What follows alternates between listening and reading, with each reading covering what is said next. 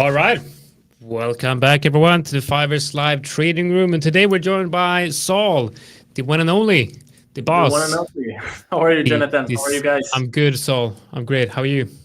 Fine. Glad to be here. I've promised promised everyone yesterday some live trading, so I think that's what we're going to do today. That's what we're going to be focusing on today. Let me know, guys, what's going on in the comments. Let us know where you guys are from. I'm always interested to hear where all of you are from.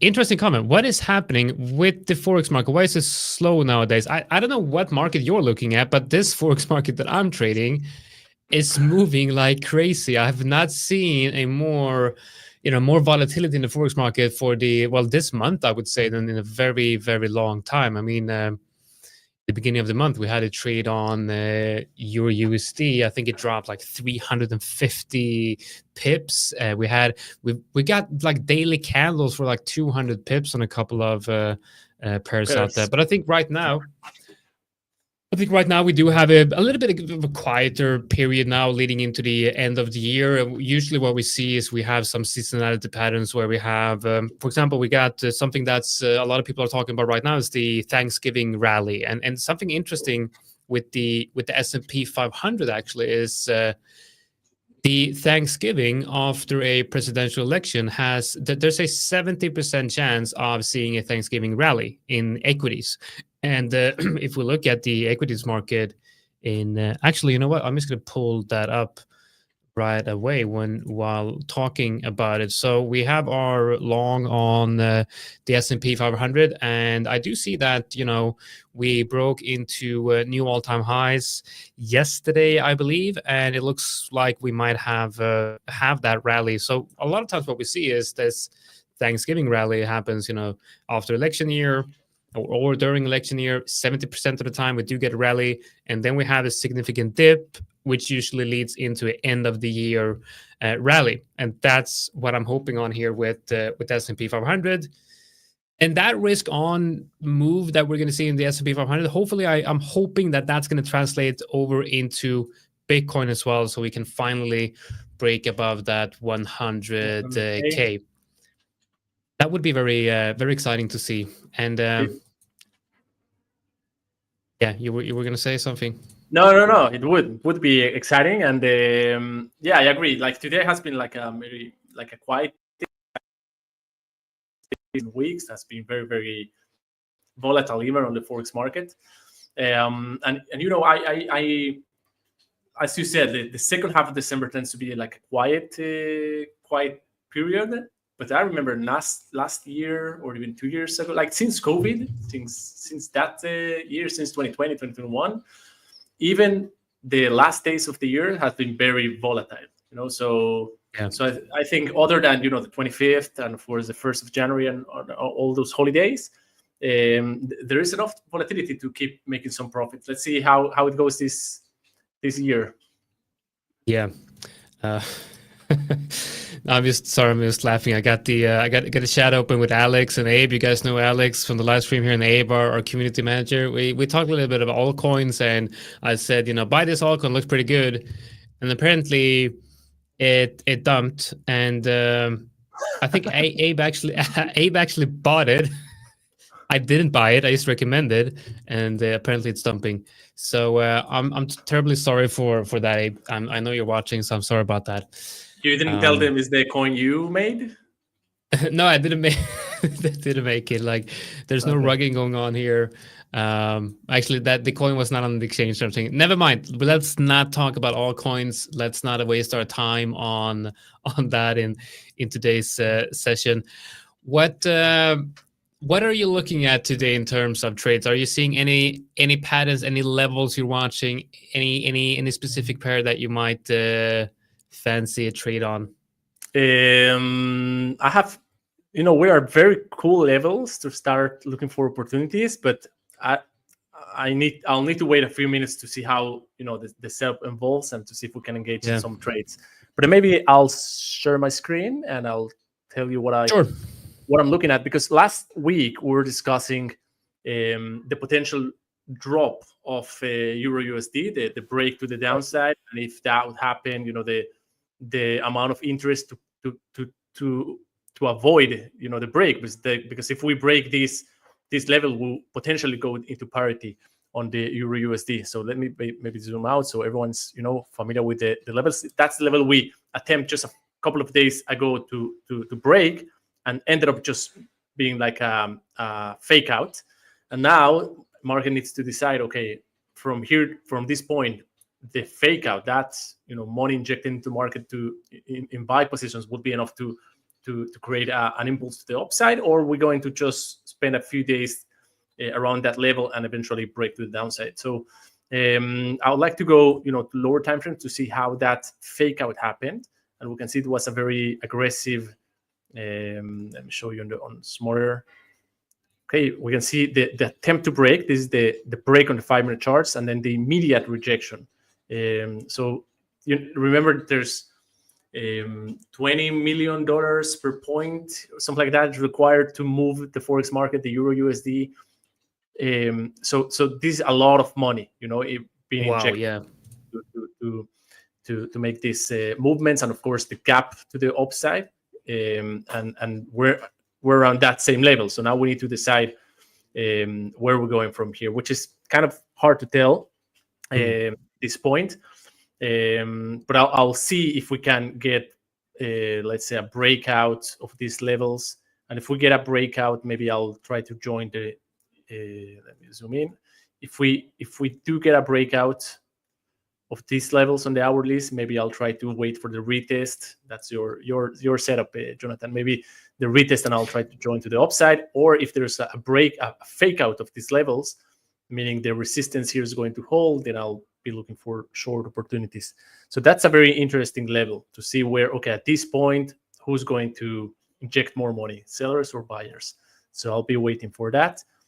Yeah, I think also, we're looking at a low time frame range here, and the way I see it is we have one range on top of another range. We did create a range, and then we broke down, and we're creating a range below that range. So the previous range low is the you know what, I'll show on my screen, because let me see, what do I have? That one Euro USD. So what I'm talking about here is two ranges here, where we have this range when we were actually live last Wednesday. So we were live last Wednesday. We talked about potentially building a long position here because of the bullish seasonality effect that Euro USD usually has at the end of the year. But then we also talked about the possibility of Euro USD going down to perhaps even all the way down to parity if we break this level. Now, what I mean by having two ranges is we have the range to the upside here, and then we have this range to the downside. So the previous range low becomes the range high of this range, and then that also creates a very clear horizontal level right here. So let's remove this. And so what I'm looking at is, of course, that level. Now, this is either a very good level to go short or a good level to go long. So, but not at this very time, in very this time. I guess it's English. That's weird, but yeah. So what I'm thinking is, just like you said, perhaps a breakout and some sort of reclaim of this level, or only a breakout. Because if you go out to the higher time frames, this is not just a low time frame level. This is a level it's a crucial level for Euro USD.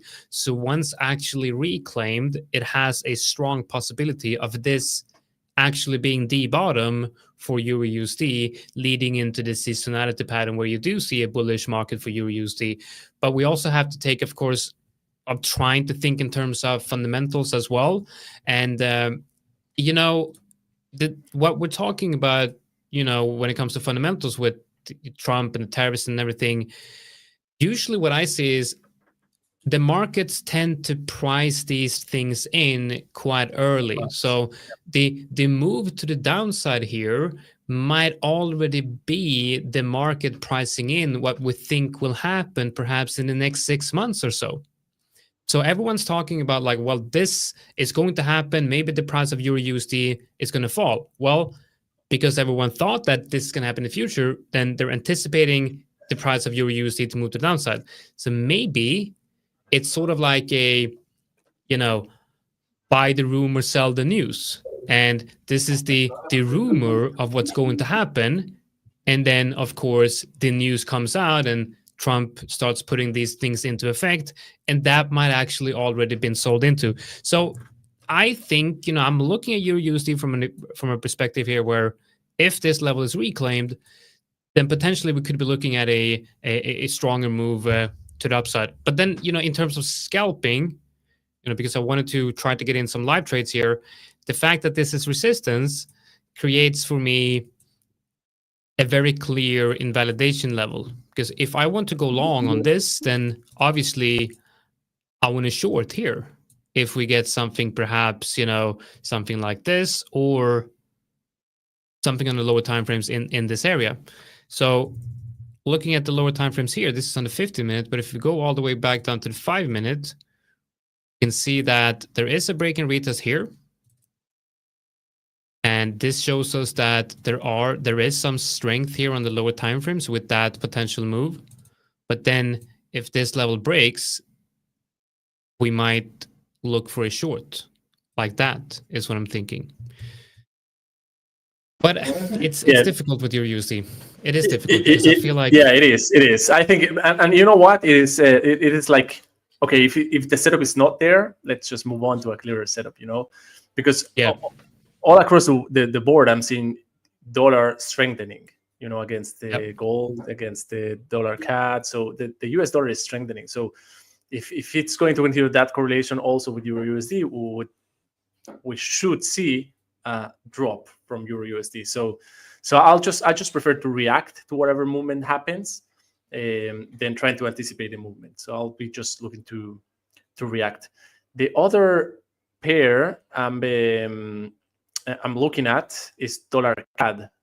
Dollar CAD is potentially forming one of my favorite setups. Last week we talked about the impulse to the upside and the the momentum to the upside, and my bias was bullish. And we're looking at these levels. We're waiting for markets to keep to come around this demand area. I believe we were trading at those levels, and we had very strong push to the upside. And this push to the upside creates very clear demand area that we haven't visited yet. And of course, it spiked to the upside. It stopped, at the red line, which it's a very old resistance level back there. Okay, that's strong supply area, but the way is now retracing. It's a very weak retracement. So instead of being a strong retracement to the downside, is retracing in a channel. This like called like a compression. So we had a strong movement to the upside. We're now weakly and slowly going to the downside, and if we continue with this slow movement to the downside all the way to the demand area, this would become one of my favorite setups, because then usually we tend to see a second reaction from the demand area. So I'm not 100% sure where this retracement slow channel is going to stop and revert to the upside. But if I see signals, I'll try to look for buying opportunities. And if this just continues going, all the way to the demand area, then I'll be looking for buying opportunities. That's one of my favorite setups, like compression, weak movements, approaching or getting into strong buying or selling areas, like this one right here. So I'm a bit early in the setup, but I could try to look for some buying opportunities here. Then if I go to 5-minute chart, it's very choppy and it's like very weak. So I'm a bit early. I'll really need to wait for market to go lower, and then I'll try to catch a buy order. So that's Yeah, the I'm other absolutely one. with that. I think I'm actually looking at the exact same. If I'm going to switch over, I'm actually looking at the exact same trade. The only difference here is, we got, so for me, I have this as the support level, and like you said, if we do, and I also, what I see here is sort of like a falling. It's not perfect, but it is showing the same characteristics of a falling wedge here on USD CAD. If you draw a trend line like this, and you got that one right there, so you can see that you got that downwards trending channel. What's happening right now, what I like about this is the fact that we're coming down and we're testing the 50% fib right here. So we're right now testing the 50% fib. If we break this one, of course, the like right on the 0.702, we have that breakout level. So I really like that.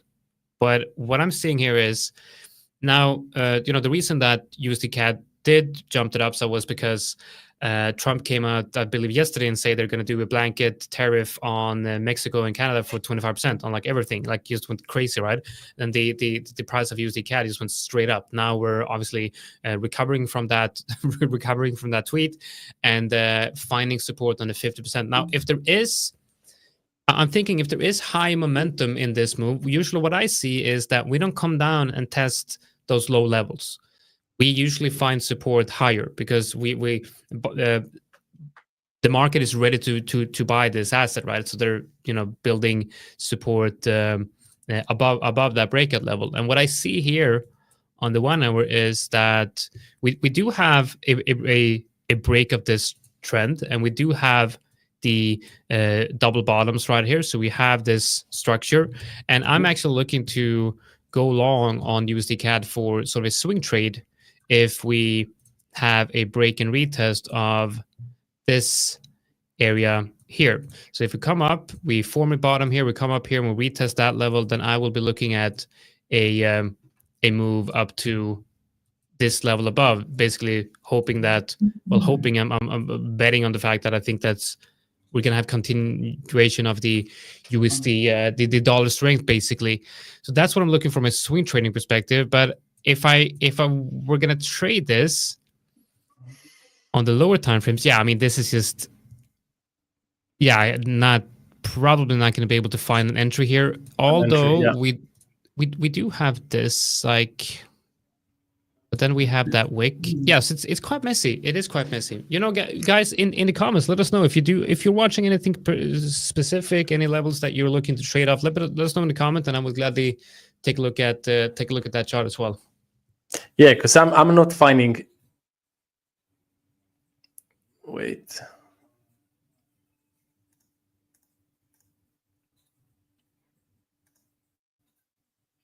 So what do we do in a situation like this as traders? I mean, we're supposed to be trading,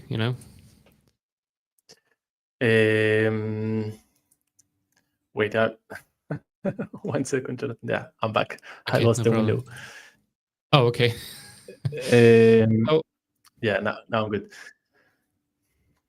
I think it's a good opportunity to talk about the fact that we're not supposed to be trading all the time, but I think it's one of the most difficult things to do is not to trade as a trader. Not to trade, not to overtrade, basically.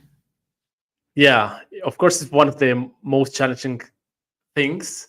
On the other hand, okay, we're here, so shouldn't we like if this we have PC as well, so we do have news events coming out for the USD here. We have core PCE. What else do we have? We have in about 10 minutes we have a core PCE. So obviously that's going to be massive, and I think we might see some moves based on that. So I think that could be quite let's wait for that. Let's wait for that because that might give us some signals. But I want to show you. Last week we were talking about gold. That is. This is just following our our drawings. And it's following that beautifully. You talked about this, and exactly the level that you talked about where you wanted to see a rejection.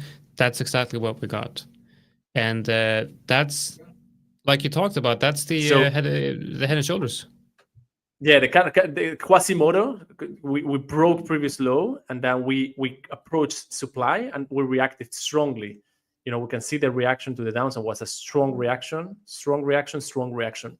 And now we're similarly to the dollar CAD, we're slowly going upwards to the supply area.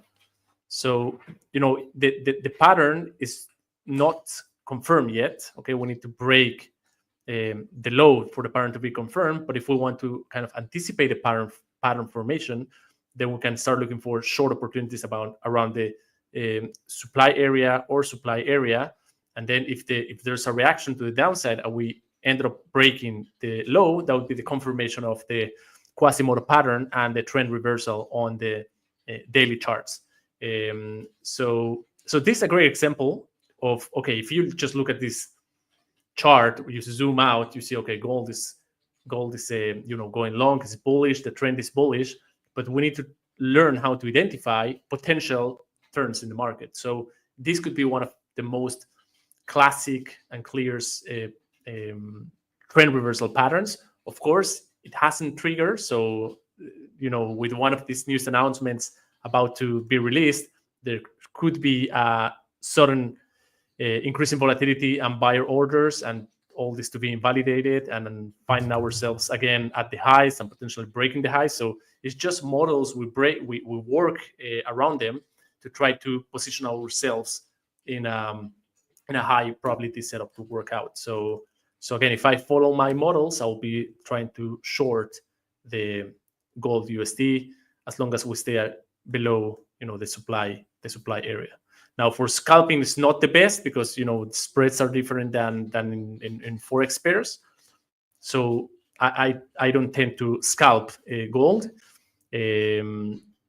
but for a swing trade, that would be a great setup. Yeah, I am looking at gold in terms of a swing trade. I do, it feels weird though taking a swing short on gold, because I feel like gold should be going up. There's demand for gold. I don't really see any major reason for gold to have a big retrace here from a swing trading perspective.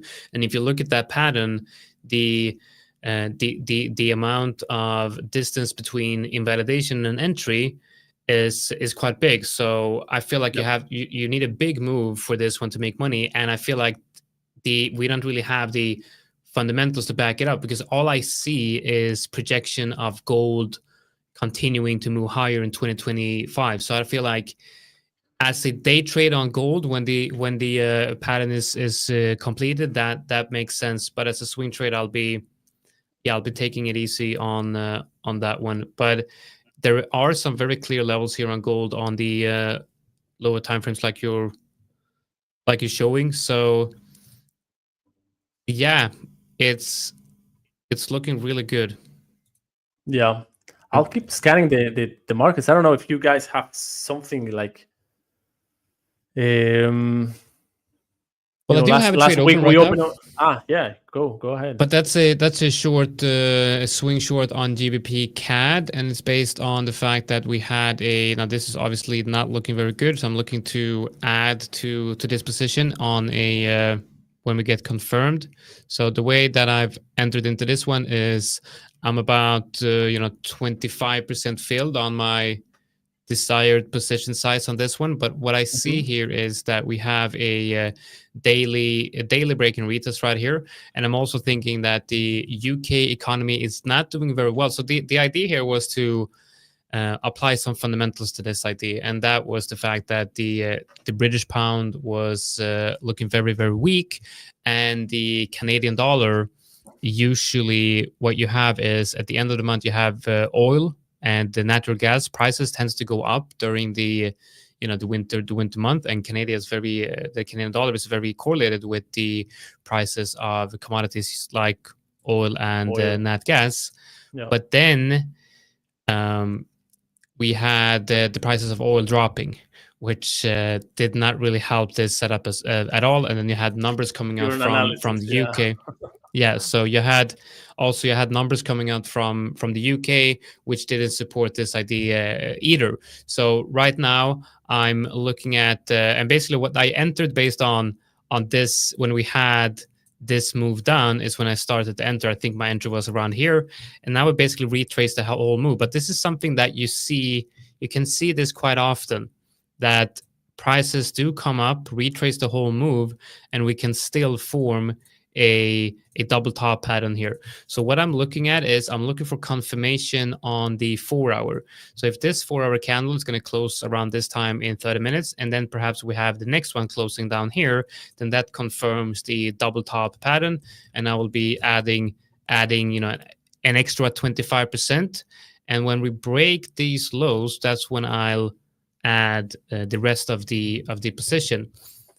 So right now I'm looks good from a technical perspective, but let's see. We could just be running higher here. Okay, what about NCD CAD? Let's take a look at that one. NCD CAD. Yeah, it's obviously CAD is did show a lot of. I think CAD is showing a lot of weakness across the board.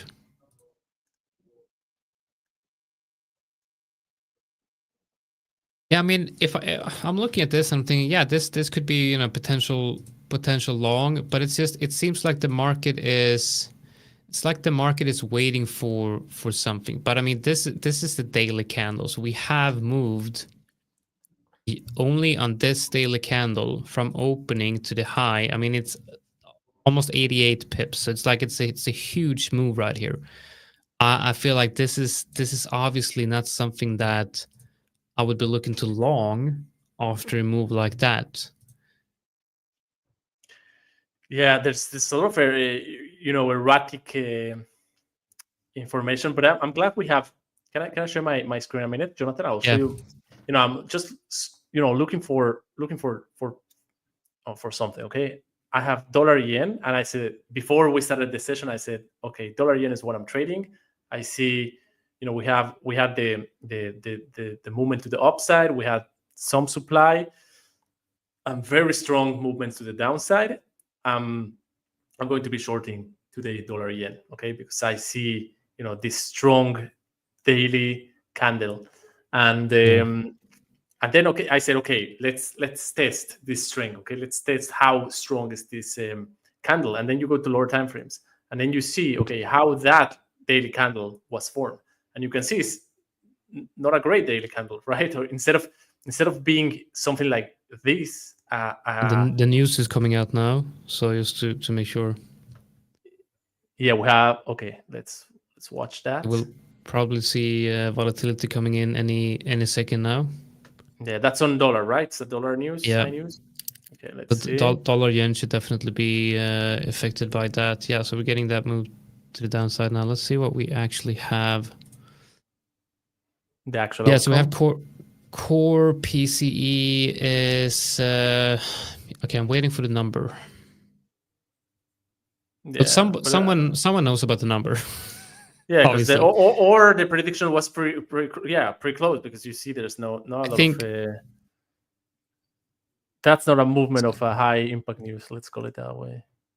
Okay, so the US GDP at least came in as expected. The jobless claims came in now as well, and it is previously 213, forecast 215, and actual is 213. So I think it came down slightly lower than forecasted. It came at the same level as last time, so not a big difference. Not a big difference. That's why we see that that's a very slow, weak reaction. And core PCE came in just slightly lower than expected. So it's not. I don't think we're seeing any major reactions. We're looking at. USD looks like it wants to break out though. Like but it's a small move. Even on the 1 minute, it's just not even not convincing. Not convincing enough. No. Let's see if it actually breaks and how it breaks. Because that would mean dollar yen is about to break to the downside. And if we break that red line, then that would be there's good space for a drop. But what I wanted to share with you is that then you zoom in into the dailies, you go to the hourlies, and you can see how weak was the movement to the downside. Okay, it wasn't like a strong 2 hours or 3 hours movement to the downside. It was multiple, very, very, very, very slow movement to the downside. You can even see that on the 5-minute chart. You can see how the movement was slow and steady, going up, going down. So that's not a trend I want to follow, right? To ride a trend, because the movement is just not strong, and that red line is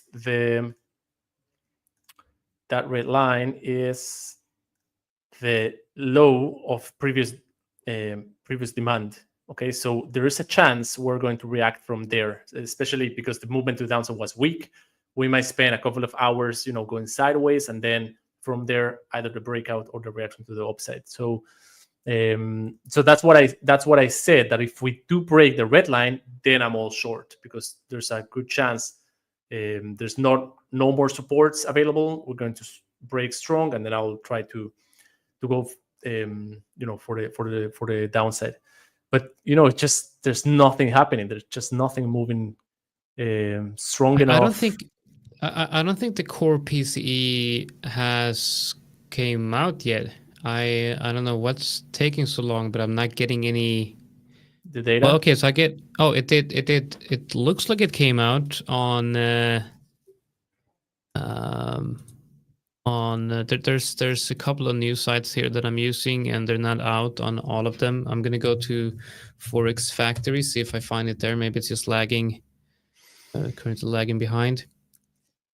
So yeah, definitely the euro USD is pushing to the upside, but it's just not convincing yet. It's not yet. It's not there. It does look like I have core PCE price came in, didn't update on Forex Factory, did not update on Trading Economics either, but it did show me something on Financial Juice, which is US PCE prices came in as expected, basically, or as previously. So nothing out of the ordinary here. I don't think we're going to get any more moves from this. But Euro USD is running, so it's really breaking out now.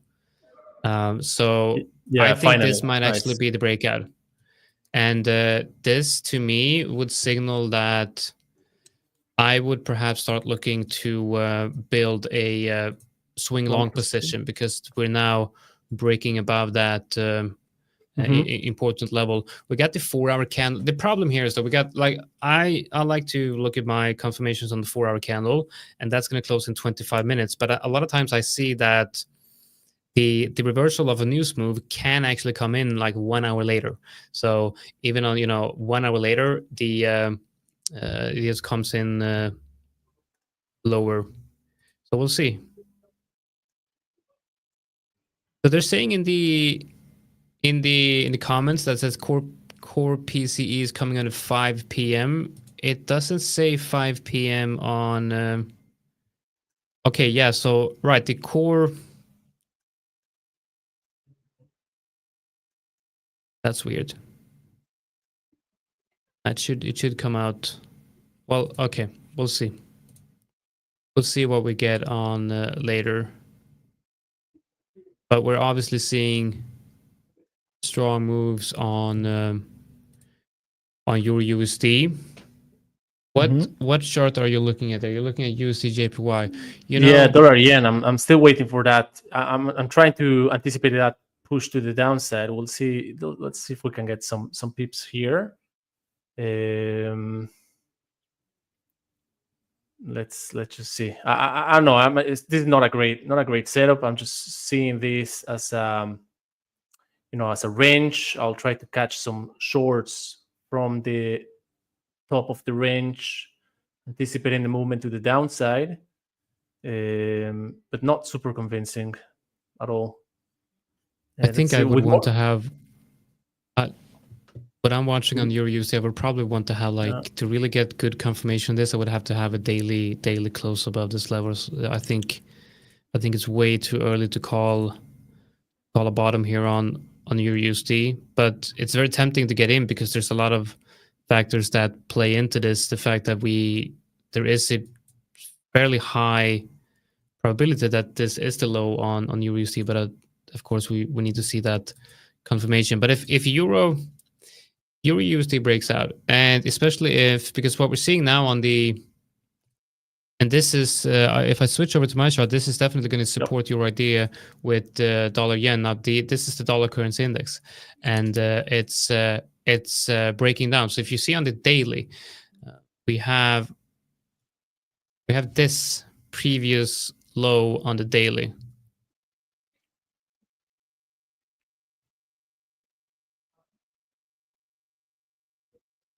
And I believe that if that previous daily low gets taken out, we'll see a top on the dollar currency index.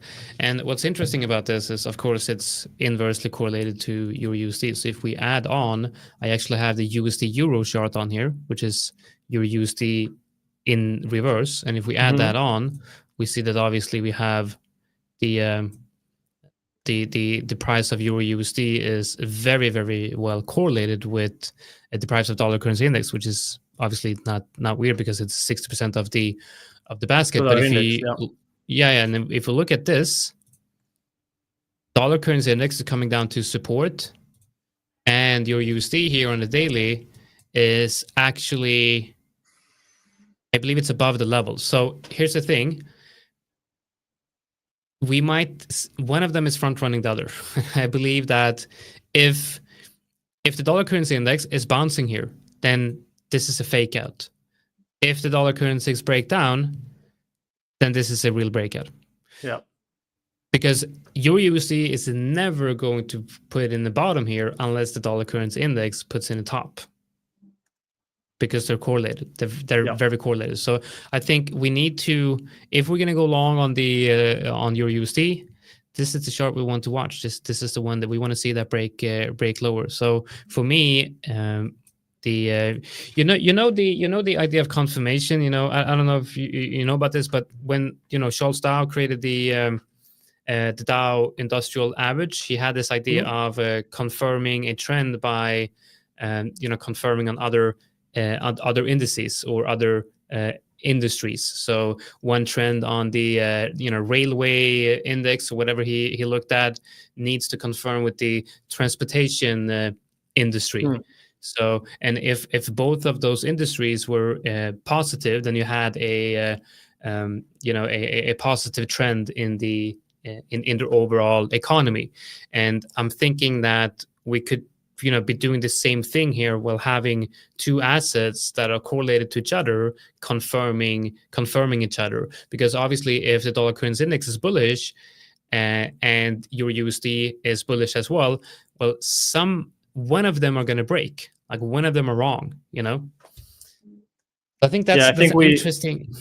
It is, and I think there's finally the movement we were looking for. Yeah, volatility and direction. So I think. I might stick to dollar yen, but Euro USD has broken, and there will be. But so has dollar yen. It looks like dollar yen is about to break as well. I have my level here, and if we add on that very low level right there, which is the previous one, if we go to the 1 minute, I mean, okay, you're looking at that range. That's right. Yeah. It's not. I think it's right just at support. Yeah. Yeah.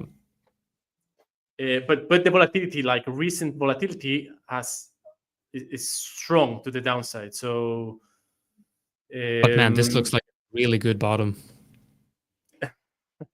This looks like a really good bottom formation. I mean, reclaiming those highs after a move like this, I think up to that level, if we get confirmation of a long here, which might actually happen, then I'd love to see a move up to any of these levels. But again, that's not going to happen unless the dollar currency index does put in a top here. Yeah, I think I finally have like a direction for the day, and that would be or for the session, I wouldn't say for the day, but for the next setups, I would be looking to go short dollar yen. So that would be a call. I'll check the behavior at the breakout level, which is close to where we're at. But if we got retracement, I'll be looking to short, which is I'll be looking to do on Euro USD, which is also moving upwards. So, and it sounds like actually, a nice setup on Euro USD as well. What would? Yeah, actually, it's looking nice as well. It is looking very nice. So, would you look for a retest here, or would you just look for a bounce anywhere on the move down? Yeah, so I went down to the 1 minute chart and I marked the demand. Well, I'm going to pull your screen up here. We'll take a look at that. Yeah, so that's the mid-range demand on Euro USD. So on the 1 minute chart, we already retraced it towards that area, and now we're reacting. So I'll wait because we have that one, and then we have that level that's weaker, and we have that one there. So I would keep a bullish bias as long as we stay above, that would be my first entry area and second entry area. But I like dollar yen more. So a pullback on dollar yen would give me a cleaner entry for me. So let's see if we get a retracement here, and if not, we're approaching that demand area. I can anticipate the retest, or I can wait for confirmation. That's like two different approaches, because if I don't wait for any, like now entering like market, my risk reward kind of increases, but I'm missing on confirmation, right? But sometimes the confirmation, okay, I want to see engulfing candle or something like that, you miss out on the trade. So many times I'll wait without confirmation. I'm just looking for small, small 3 pip, 4 pip, 5 pip movement. So, I'm willing to give up on confirmation, just to get more, a better entry point. Basically. I think we're going to get a better entry point because the dollar currency index is reacting to support here. So I feel like we're probably going to get that move lower on EU, and this is a tricky one because, I mean, if you don't wait for confirmation, then you need to be mindful that, okay, we might break down, and if you wait for confirmation, you would miss the losing trade. But sometimes the wait for confirmation would keep you from being in the trade, because just the confirmation itself, it just makes the trade not worth. Yeah, I mean, it's a question of timing. I mean, if you wait for confirmation, you can get a very good entry, or the trade will just be gone. And that's something that I've been trying to apply to my trading more. Instead of maybe wait for confirmation to go in with full size, I start building a position, and then with more confirmation, the position becomes bigger. So now looking at Euro USD, I actually like this because this is more healthy price action. When you're getting that move up, and then you're slowly but surely retracing. And now, if we can put in a some type of rounded bottom around that 54 area, I think that we can potentially have a good reason to go long. But then, if you come back down there, then we're at the breakout area, which means that this could just turn into a fake out, a very, very obvious fake out. And if that, the way that would look on the daily would just be a nasty wick, and that's why also, when I'm looking at these big levels, and especially when I'm thinking about potentially entering a swing trade, I want to have that high time frame confirmation,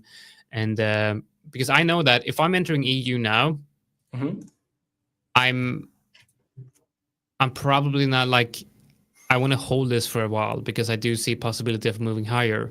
I see that you're entering. You got two positions open here. I like that. You know, I don't like the fact that we didn't get like a week on this candle. A week on this candle, I would add even more than one position. Then I would be one at the top and then two at the bottom or three at the bottom, because I'm reading price action and I'm not seeing, you know, the bullish momentum coming in, which is what's keeping me from adding, and it's making me go from a very nice setup, and I'm very confident on the setup to think, okay, let's be more cautious on the setup, right?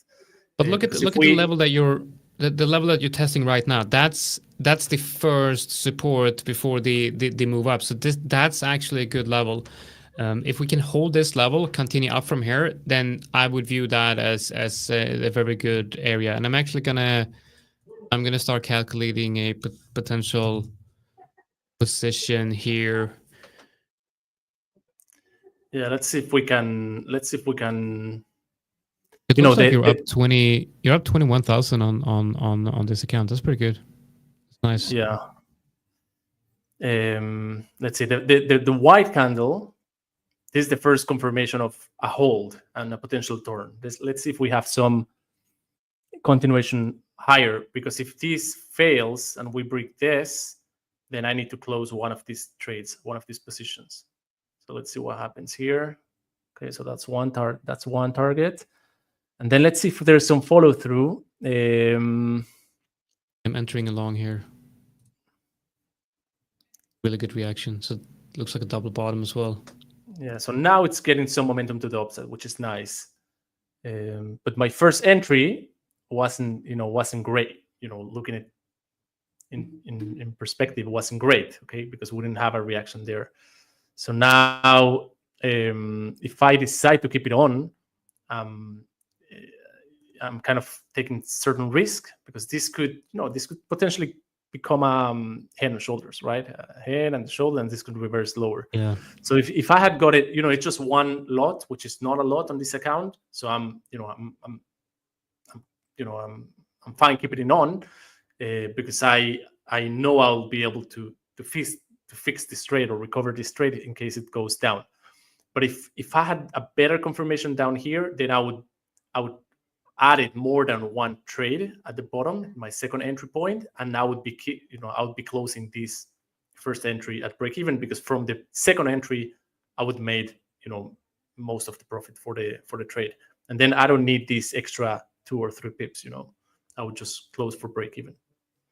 I'm going to show you guys something. So we have talked about, we can on TradingView we can go even with the subscription, with the premium subscription, we can go lower than the 1 minute. Now I don't like, this is not, I don't trade like this. I don't care about trading like this, but you can go even all the way down to the 1 second chart. And I wanted to show you, that when price reclaimed that level right there. Sometimes when you're trading like this and you're trading on low time frames, you want to get a direct feel for where price is moving. So if you go down to like the 30 second, even lower, you can get, let's go down to the 1 second, just for the fun of it.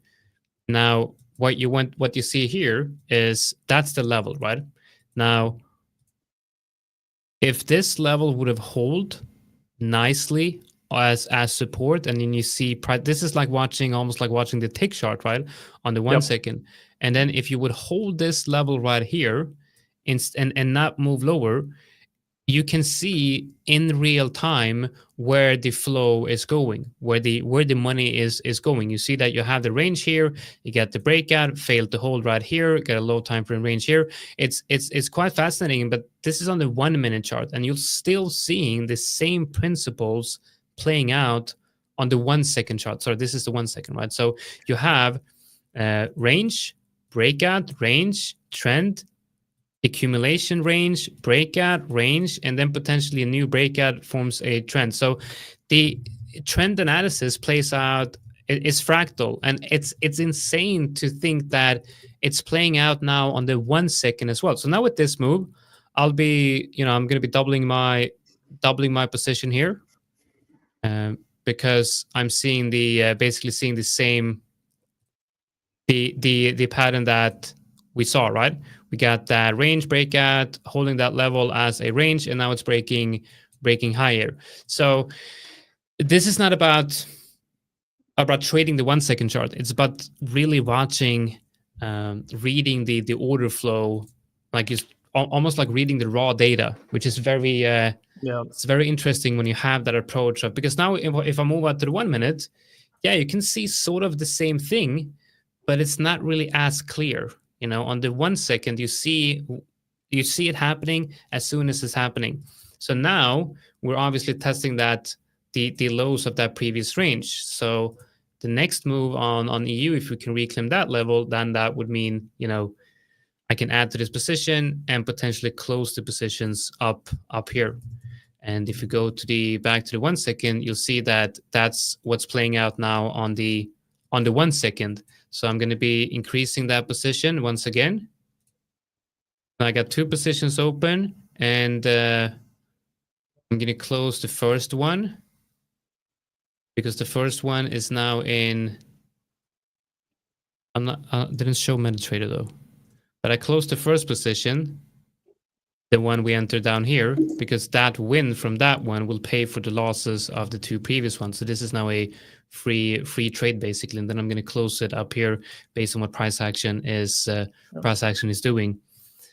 Because sometimes when we trade here on the lower time frames, I'm gonna look at yours as well, see what you're doing. Are you close? Did you close everything? No, you did. Yeah, I did TP everything. Nice, that's a good move. Let me look at dollar yen. Dollar yen hasn't broken. I took it on the Euro USD, but I was kind of looking at similar trade on dollar yen. I was waiting for a. Can you, Jonathan? Can you go to dollar yen and look at this? This is the 1 minute chart. Look at that level on the 1 second chart to see if there's a supply in that area, because that's the level I was looking for. To go short, but still on the dollar yen, we're still above that support level. I need to wait for the.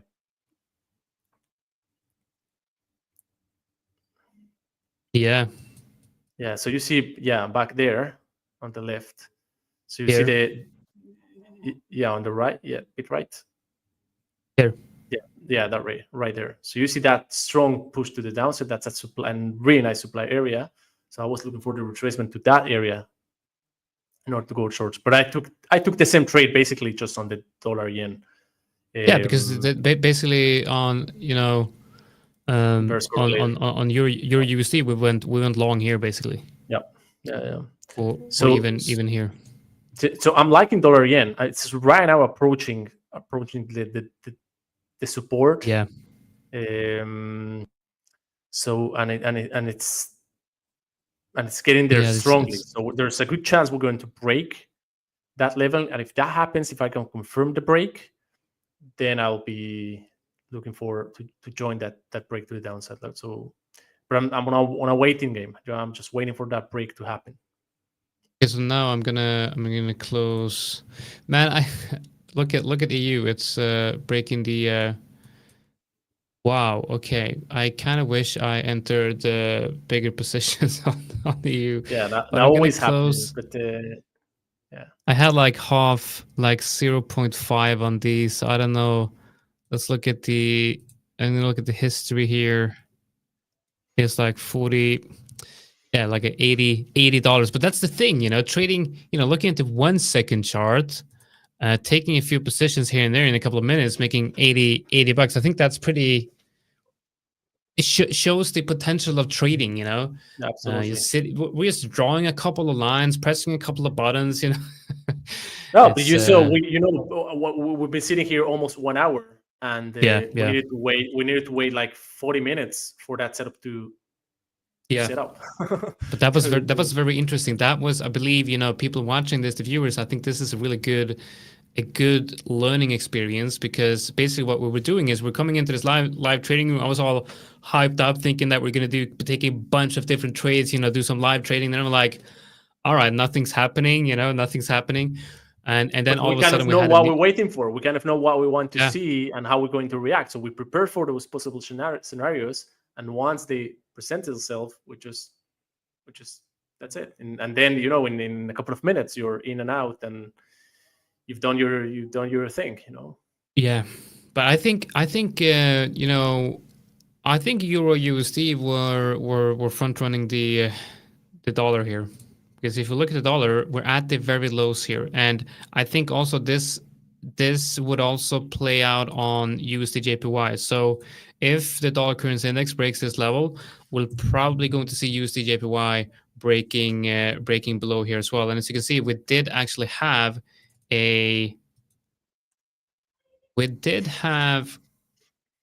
this morning. So, well, it's finding support, but I think if the dollar currency index can break down, we'll probably see a break to the downside here as well. Yeah, and that's why I'm not jumping short. I'm waiting for the break, and then I'll try to join the. Oh, look at the dollar currency index is breaking here. That's a bit. That's a strong Euro move to the downside. USD the same. Euro USD is just flying up. So. Man. Yeah, but you get into, okay, why did I close my trade? I would hold it and all of that. That's bad feeding. To that's feedback you give yourself. I'm happy with the profits I made, and I'll look for another opportunity to get the trade. I try to avoid, because the other side of the token is the trade goings. Just finding resistance and going down, and then you'll be glad you closed, you took profits, right? So you never know where the market is going to go and how it's going to react. So you just need to be consistent with what you do and stick to it. This is why I'm not scalping. This is not why I'm not day trading, because this is the first low time frame trade I've taken in probably a month, and it was a really good trade, a good analysis, hit that TP. But then as soon as I closed the trade, I'm like, well, you know what if I would have, taken a 10 times bigger position and just let this one run. But now looking at the chart here, we're going to get a beautiful 4-hour close on your USD. This tells me that we have a potential bottom being put in here. And if the daily candle can close above this level, we have the breakdown on the dollar currency index. It looks like we have a potential long-term bottom on Euro USD here. So it's going to be very interesting to see if we can come down and retest this breakout level and perhaps create a bottom here. But on this 4-hour candle, I will start building my long position on Euro USD. If we come down and we form something like that, I'll be adding. And then if we just continue up like this, I'm just going to add to that position, because I think the initial move to the upside on the dollar currency index and everything that we saw in the market, I think that is that's the market pricing in what will happen after inauguration of Trump. So I think we are in for potentially retrace here. That's what I'm thinking, at least. All right, Jonathan, I'll leave you run the show. I need to jump on a couple of meetings, but it was That's great having you on. Always great to have you on. And I've been getting so many positive feedback and comments on every show that you're on. So let's do it more. Let's do it soon again. Yeah, I'll try to be here as much as I can. But yeah, thanks for having me, and thank you guys. And till next time. All right. Take care. And we have someone in the background. Do not press end stream. Good. Alex, you can. We have someone in the background.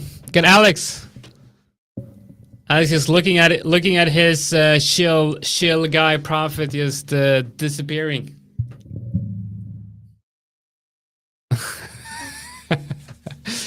All right, so we got the dollar currency index here is breaking down, and it's breaking down quite massively. So I just had to watch you just announce it and then just not do anything. Yeah, I'm like, what did you do? Like, okay, so maybe I have to run this. Just run with it. This is interesting. We have some very interesting developments right here in the market. We got some volatility. I'm not sure if you saw the previous part of the live stream, but no. I looked at the 1 second chart in TradingView. That's not something we do every day. Wow. Yeah, but it is quite interesting to see the flows. How come you went on the 1 second chart? No, well, I wanted to explain to people how when you're on MetaTrader, you can watch the tick chart, right? The tick chart is basically every price change. As soon as there's a price change, it comes in and shows on the tick chart, which is almost the same as watching the 1 second chart on TradingView, because as soon as every second new price comes in, and if you go to the 1 second chart here, you can kind of see. And first of all, what's interesting here is that the fundamental idea of break and retest and market structure applies on 1 second, which is just insane. Okay, so you have the idea of price action and market structure being fractal is just a very interesting concept. And then you can of course see here that the structures and everything is quite visible on the second chart as well. So when you have a really, really strong move to the upside with high momentum, you can actually see the shifts in trends on the 1 second way before you see it on the 1 minute. So if you look at the trend here on EUR/USD, now this is the 1 second chart, right? And if you draw a trend line here, that's not a trend line. This is a trend line. So if you draw a trend line sort of like that, you could have exited this position when that level broke right there. And that would have been, that would have been like 40 or 50 seconds before the 1 minute candle closes below the level. You were able to react quite quickly. Let me sorry about that, because there was an interesting comment from Menachem. He's just asked me a question. So you're going to see some people, high stakes is one of our highest leveraged programs, and with that it actually attracts a lot of high risk traders as well. Now, if a trader passes and they've used correct risk management and they've passed within a nice amount of trades, and we can safely say we trust this trader really with our eyes closed, here is the account, and they can go off if they've got good history with us, for instance, that's not a problem. There are some traders that we don't know anything about that have passed within a couple of days or have used tons amounts of risk. And for our risk teams, it's not enough to allow them just to go onto a 100K account and just let them trade however they want. So you will see some people like that, and they will complain about it. One side I can understand, on the other side I don't understand either.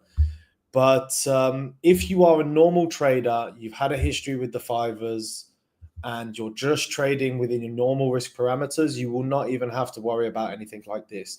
The 1% max risk and some of the other things that are being put in place with the question that you just asked, it's there. So the trader doesn't go now and just blow the account, because the amount of traders that I see get funded, then go to do ridiculous amount of risk and blow the account, it happens way too much.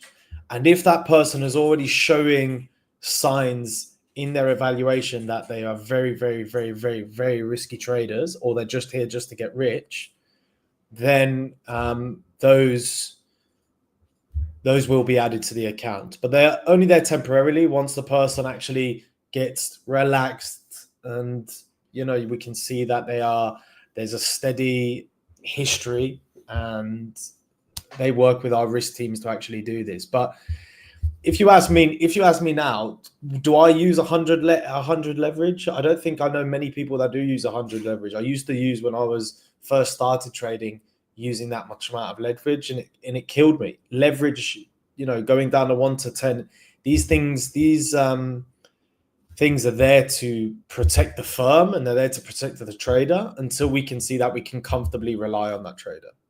So yeah, the only time when you would even be having even remotely close to 100 times leverage is if you have, a scalp setup with a very tight stop loss, an insanely big lot size, and even maybe multiple positions open with high lot size and very tight stop loss. And then if you're trading that way, you're going to be a very risky trader for the firm. So I think this is just logic, right? we've learned a lot.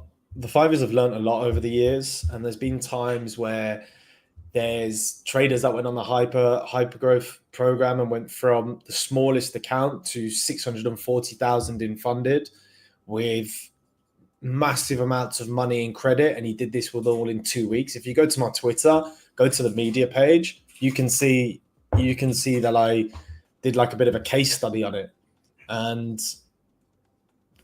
he was passing so fast and he was leveling up so fast that it was a matter of time before he blew everything. And unfortunately, we didn't have those risk limitations in place before that. He was kind of one of the people that we kind of looked at things and said, okay, we're going to have to do something with this, because we can't just provide so much capital to somebody before they're actually ready. And if they're showing types of, going full clip in every single trade and they're going absolutely crazy, we can't have them managing massive accounts. And anyway, that person, that trader, he blew everything. He blew this full 640K, and he blew all of the credit in there as well. And yeah, that's sad. He went to go and get another account and then blew that one straight away. So that's the reality of trading. Like that is that story is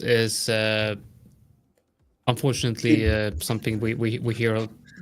This is amazing. This is exactly the stuff that I like to see that Darren said, that he was initially restricted on his high stakes account. He's then taken that and he's then gone and got 6 consecutive payouts. Yeah. So it's working. Well, it's there for a reason. So. Yeah. Okay, so gold. We had someone ask about gold analysis. Now, I think that what we are seeing here is just like Saul pointed out. Now, I know we like to call it the Quasimodo pattern, but like I'm just gonna call it head and shoulders. Okay, I'm just gonna call it head and shoulders, because to me the Quasimodo pattern is a head and shoulders with a sloping, with a ascending or descending neckline. So let's take a look at this. That's what we got right now on gold, and the way that I'm viewing this as a potential head and shoulders, or a Quasimodo, would be this, right? We have we have a drawing tool here as well, and it would be this.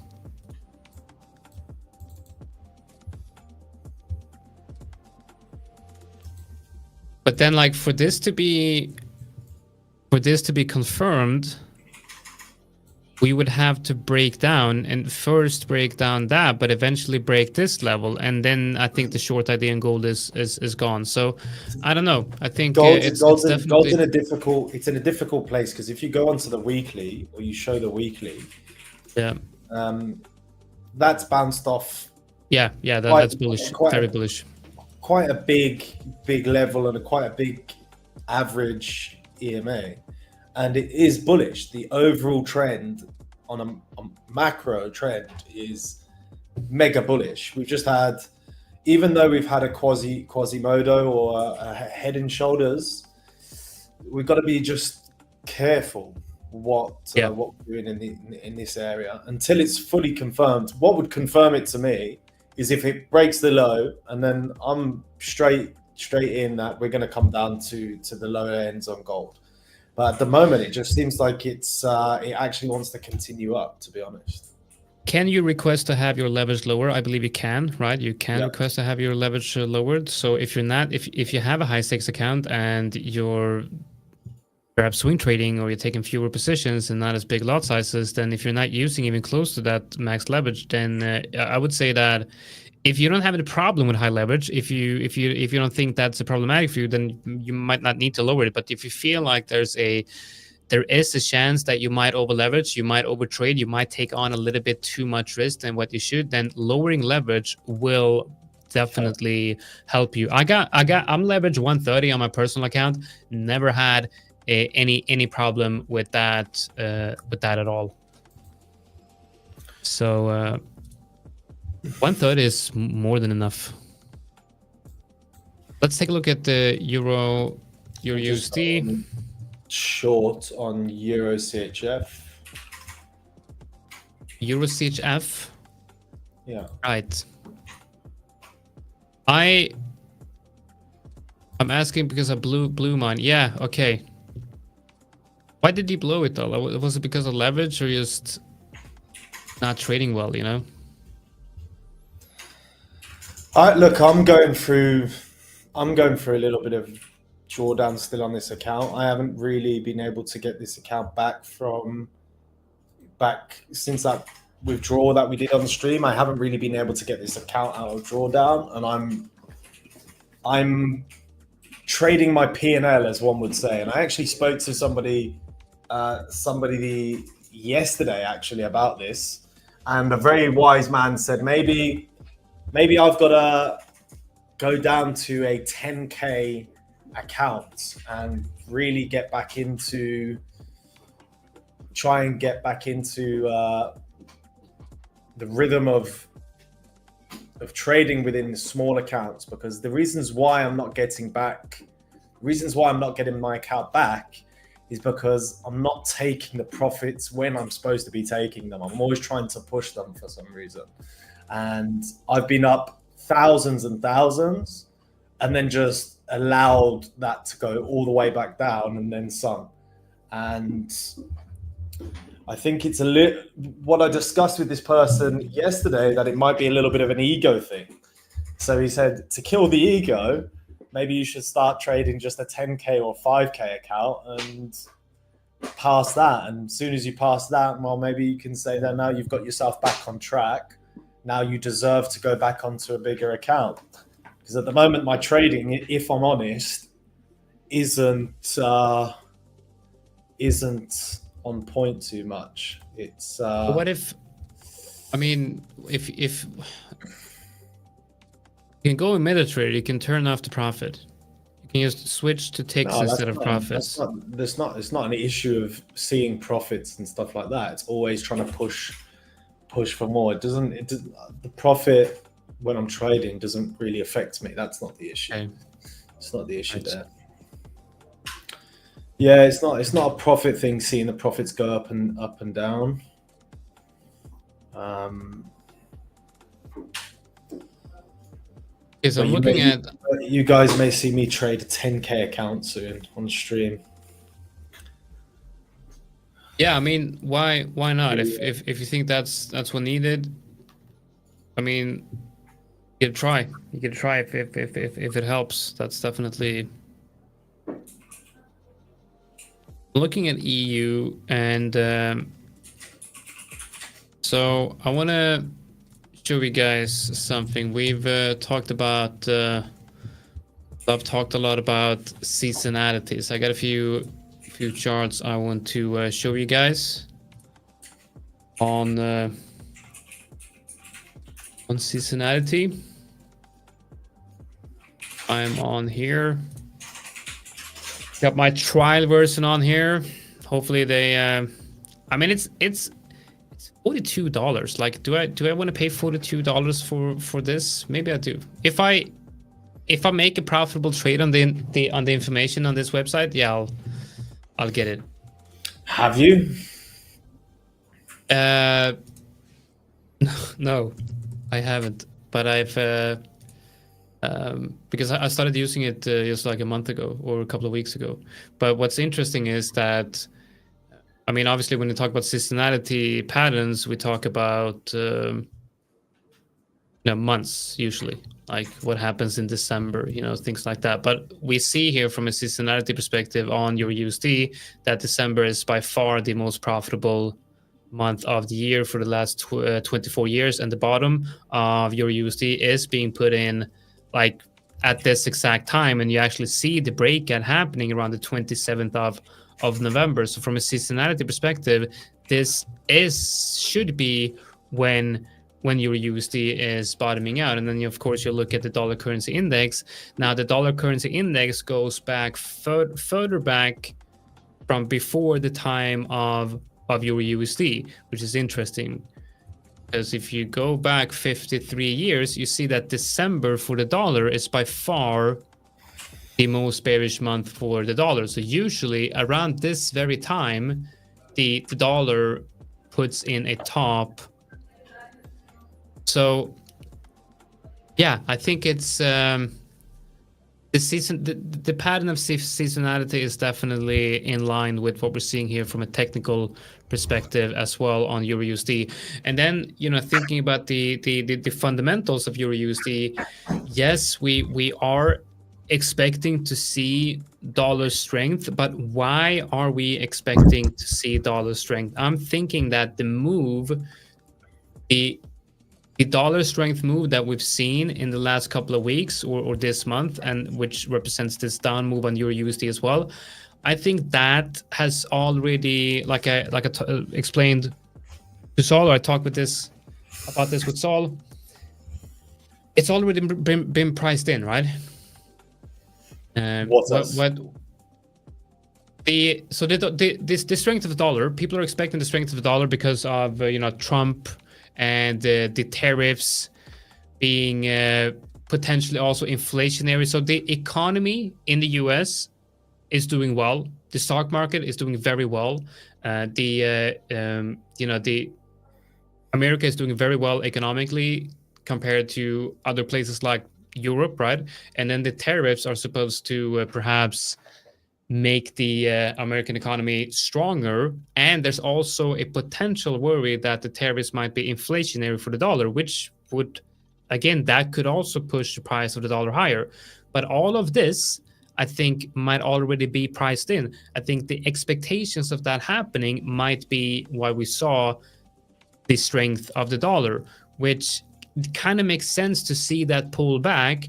And then when Trump comes into office and he actually starts implementing these things, that's when we really see if it's going to be strong for the dollar or not. And that's perhaps when the dollar can pick up. So this seasonality pattern here might actually play out. And I think it would be interesting to see what happened on Euro USD last time Trump got elected. So this is the bottom is being put in slightly before inauguration. So this is inauguration, right? This is the inauguration in 2017. And today's date is the 20. So right here. That's today's date. Are you supposed to be showing something on the screen? Oh my God. Yeah. Nice. Okay, so again, yeah, we can look this up. We can see if we can see the correlation in elections to the dollar currency index. But anyway, so what happened in last time?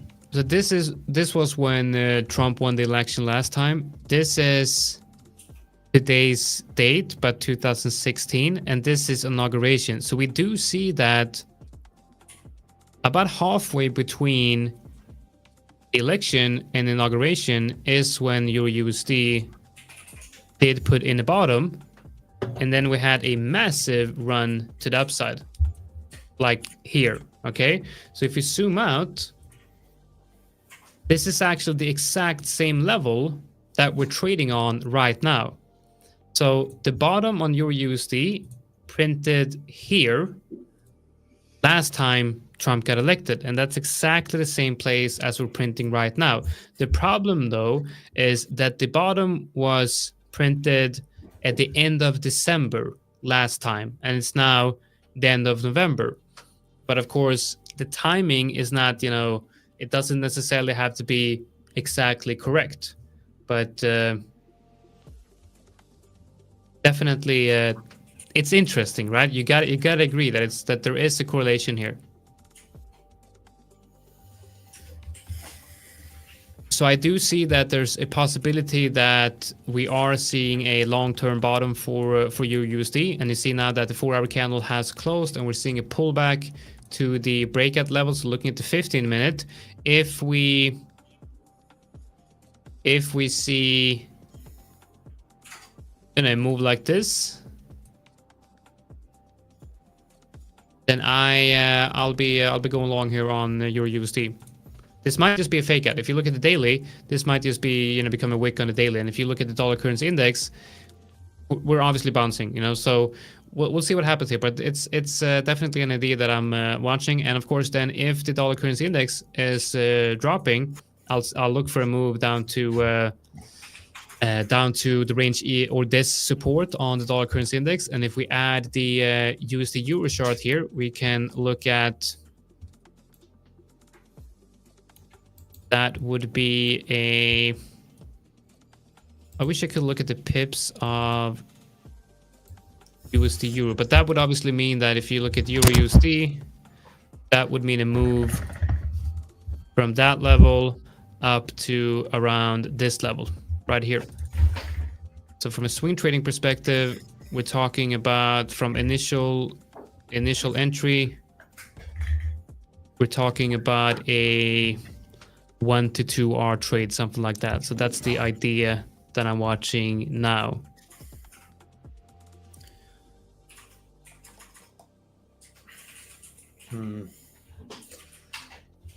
Let's see what this trade is doing. It's playing around in the area, to be honest. Let's have a look. USD CHF. I'm going to take a look at, we talked about the, there is some interesting things we can look at here. There's patterns. We can look at events, and then we can look at elections. We have the US president, and this is quite interesting. So if you go back 53 years, this is the 30 days. So this is the trends before and so leading into the elections and then after the elections. And what we see right here for the last 53 days, dollar currency index has been rather stable, so it doesn't really tell us much. But I think the last 5 years, weakness, last 10 years, I don't think this tells us a lot. Definitely interesting. In my comment. Okay, your comment is pinned. Maybe there's another comment you're looking for me to pin. See if I can find it. Nope. What about Bitcoin around December? Seasonality? Yeah. I mean, Bitcoin hasn't been around for that long, but let's see.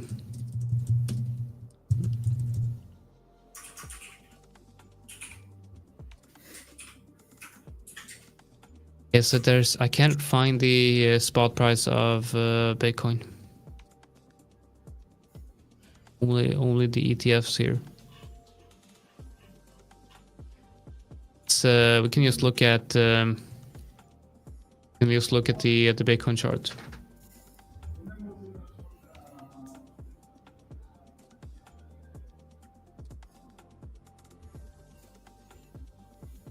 Let's see.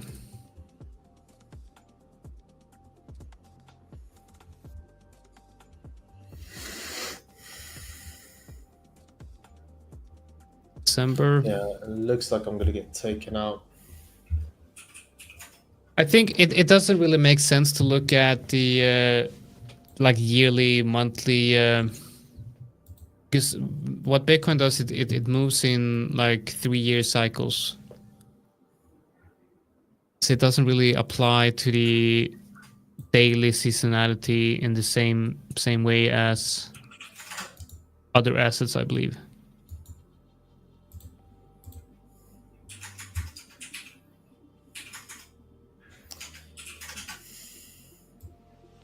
Which one are you trading?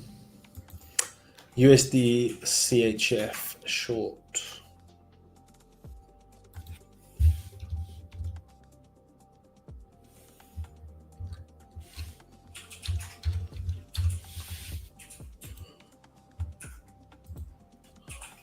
It's yeah, it looks like it's going to come and take off that high where my stop is, to be honest. Yeah, we do see strength coming in from the dollar here. So I do might put in a bottom here on the USD CHF. Yeah.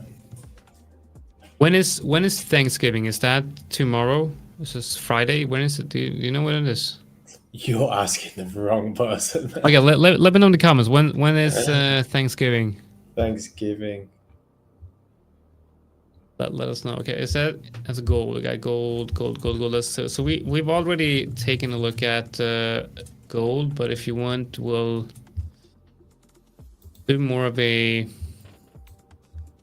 breakdown. So okay, so Thanksgiving is one guy is saying today, everyone else is saying tomorrow. No, It'll be really? tomorrow. Didn't even know. You don't know about the Thanksgiving rally, do you? Where is this rally? I see half of I see Bitcoin only at 94. I can show you. This is the rally. This is the rally. S&P 500 about to broke into new all-time highs yesterday, and so there's actually a statistical advantage to being long during Thanksgiving, because around I think around 60% of the time we have bullish moves on the S&P 500 during Thanksgiving, and when it's Thanksgiving after an election, it's a 70% chance of seeing a rally into Thanksgiving. And usually what happens is you have a rally into Thanksgiving. After Thanksgiving, you see a dip leading into a end of year rally, which kind of aligns with the what we're seeing right now for the S&P 500. No, the Forex is not closed. Forex is never closed. It's just that banks can be closed, bigger institutions are closed, and things like that, which means that there's less liquidity, less volume, and spreads. In some cases will increase. Yeah. Less liquidity though in things like crypto is a recipe for a lot of volatile moves in a way, because it takes a lot less to move the market. So we'll see what happens. I'm gonna shake up on my altcoin bag. How's your S&P? I'm so glad I spotted what happened. So I had my pension. I told the group this. My pension that was like 50% in bonds. Like who would put a pension for somebody that is under the age of 50? No, I get what you're saying. In bonds, I just don't understand. I don't understand who would do that. So I've just got to put it all into the S&P 500, because that's what. Okay, here we go. Finally, I think the crypto gods, nice. the trading gods have. Wow, you got lucky on that one. I nice. Probably did, but. Okay, let's see. Is the dollar currency index breaking down? If it breaks. Let's see if it breaks. No, I mean, I got most of my money in S&P 500 right now. Do you know how obvious this was, though, this move? If you look on the look at the MACD on this. I'm going to pull up the MACD.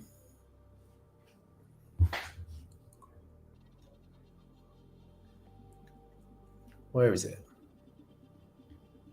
Dude, I don't like this here USD move. I think there's something smells weird here. It's just. I don't want to ask what smells weird in that room. Okay, let's have a look. So that is very, very strange.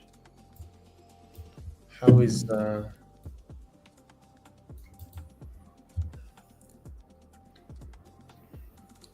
MACD? That's funny though. The MACD on my chart here is, let's see the settings I've got for this.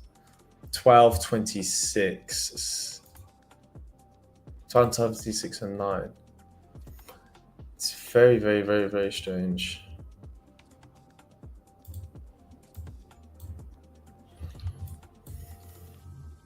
Because if I pull that screen over, you can see the divergence super, super clean.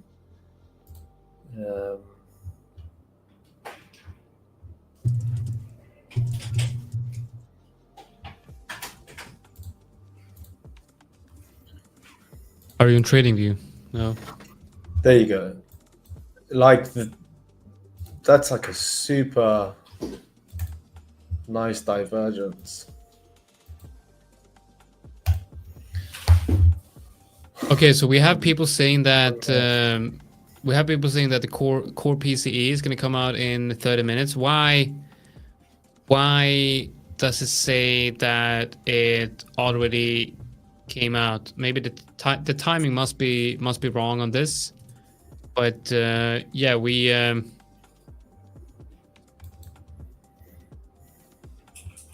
get news coming out in 30 minutes apparently for the US. We'll see what we get there.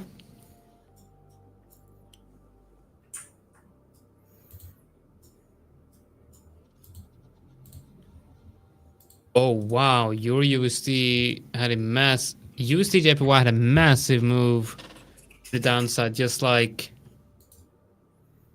Saul was talking about. And look at the price action. Can I show you quickly? USD yen. USD yen. Look at the 1 minute. Look at the price action prior to that move to the downside. Like it's just flat. Look at right before the breakdown. Yeah. That's something you don't see very often. It's a completely flat support on a 1 minute. It's just that really. It's that coiled up price action. Yeah, but to see something like that tight on the 1 minute while we're in an active trading session is not normal. Yeah, it is quite strange to see that. Looks like it's recovering a little bit though. What's the 15 minute?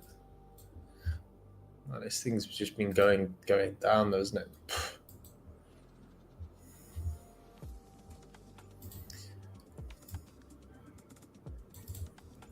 Head and shoulders. Yeah. Got your neckline. Would you okay, we got core PCE month to month comes out in 25 minutes, which yeah, definitely need to wait for that before I yeah, I don't like the Head and Shoulders shampoo. Me neither. It smells funny.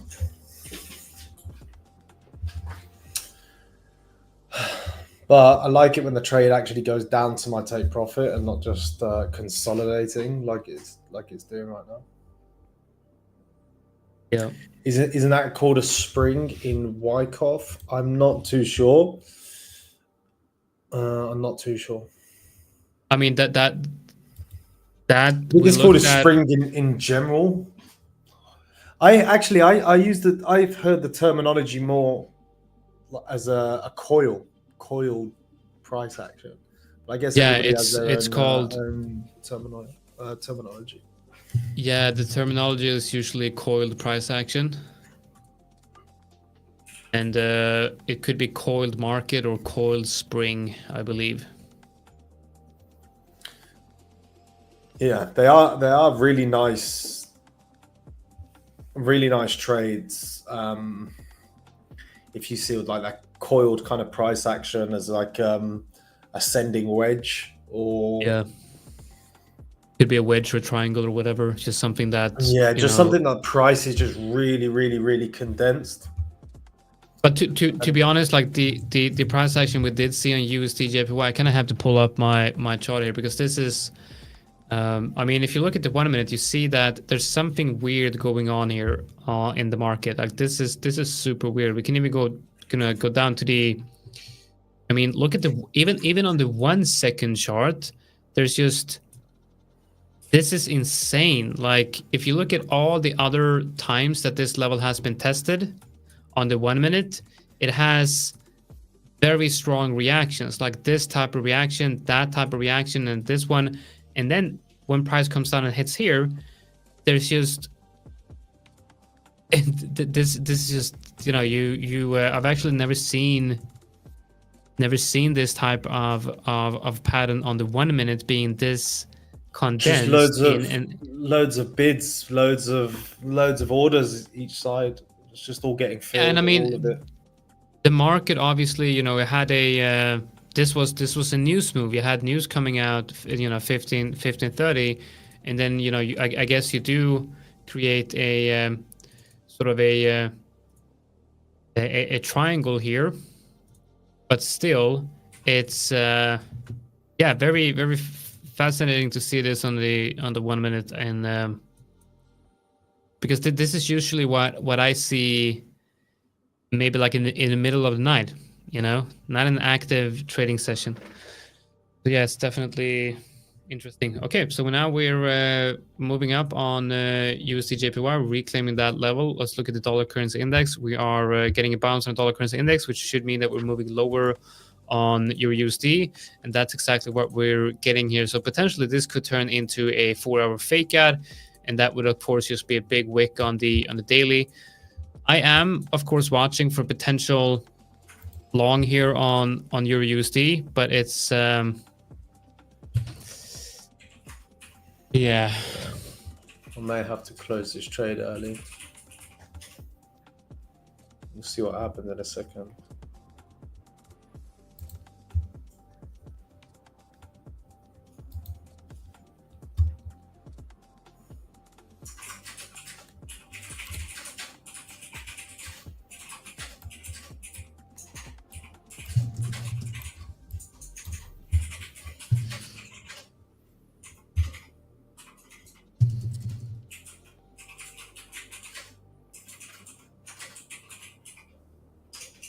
What levels for long on EU? I would say that anything from current prices down to 1.053 would be a good long if you're expecting EU to move higher. But that of course depends on if you're taking this as a day trade, a scalp, or a swing, or whatever, because EU looks like it's about to continue up, if I'm honest. Who's the person in the background typing? Who's typing that angry? We've got Gil in the background with his mechanical keyboard. Nice. Got a little bit of divergence. I'm looking at the MACD on the 1 minute on Euro, and it's pulling in a lot of divergence of where price is at the moment. But we've come so far.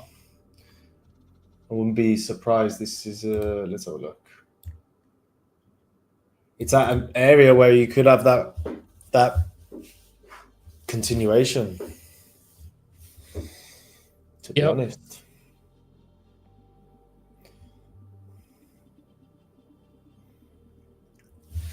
What level is that? Yeah. Literally where it's at now. I'm probably going to get taken out of this.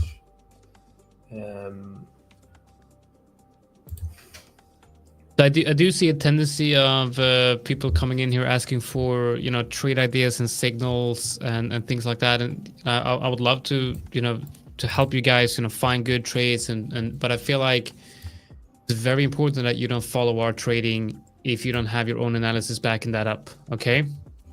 It's very important, because like now Is it safe to enter GBP CAD short? It's absolutely not, I would say. If you go to GBP CAD short, I'm not sure where we're trading, but it looks like I'm probably going to get stopped out on that one. I mean, yeah, so we went above here, had that wick, almost stopped me out of that smaller position. I mean, this is obviously not something you want to short right now. It's not safe to enter short on this one at all at this time, I would say. Okay, there's still no break of structure on EU for the upside. It needs to break 106 first, then make a higher high. 106. So you want EU to break 106 first for a break of structure. I can see. Yeah, I mean, on the daily, that's definitely the level that needs to be broken. But the thing is, we can even secure the trade at that point. So, I mean, that's a really good resistance level, and if we reclaim that level, then of course EU has broken the structure on the daily. And then if you look at the 4 hour, that's also the level that when reclaimed clearly has broken structure. And that's why I'm so very hesitant on entering this position, because there's no 100% clear break of structure. But again, if we wait for that one, then half of the trade is already gone, and half of the move has already happened. Looking at the trend on the 4 hour, you could say that this is a trend, could put a trend line on here. That's part of the trend on the 4 hour. And you can look at this as a move as well.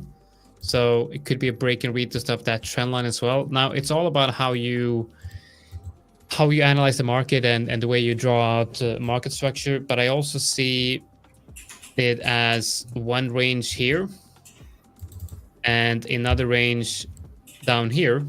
And we went from one range here into the previous range, which shows strength. But I'm absolutely with you with that. It's not a clear break of structure yet, and that's why I'm very hesitant in this. But the one thing that is making me more hesitant is the fact that the dollar currency index is actually showing support here. We are seeing support holding on the dollar currency index, which means that gold definitely haven't broken down yet. I mean, the dollar currency index, the dollar.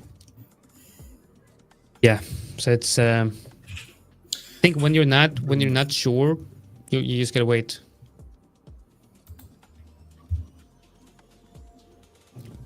And I also feel like the dollar just can't be going up forever without having a retrace. So I'm thinking that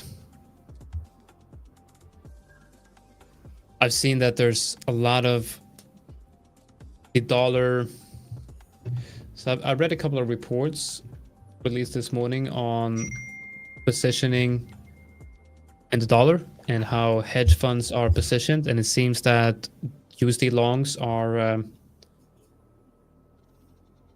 feels a bit overextended, and there's also very strong inflation expectations in the EU.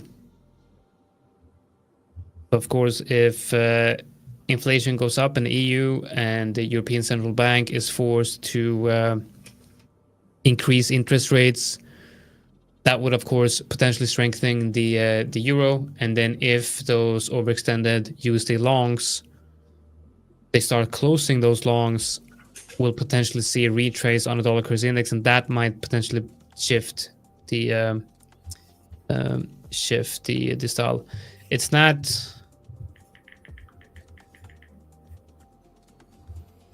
Let's see.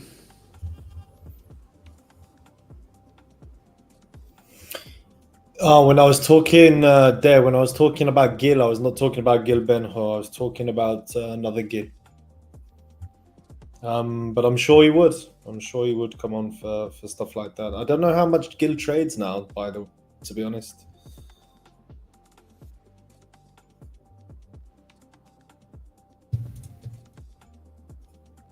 Yeah, I did see his webinar on the Quasimodo pattern. That was really good.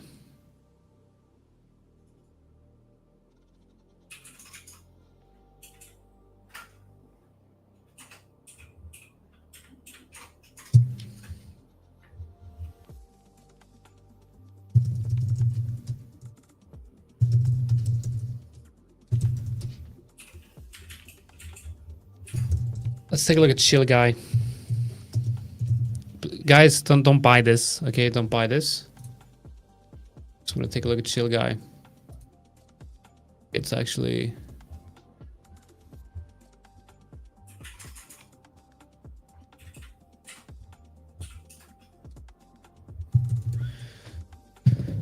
I have my altcoin bag is too big. I gotta start selling some stuff.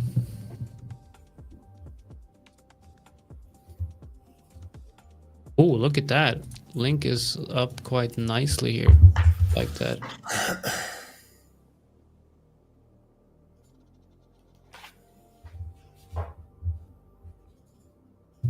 What altcoin are you in, Alex?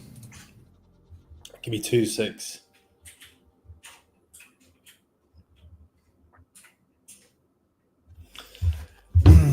So I'm in.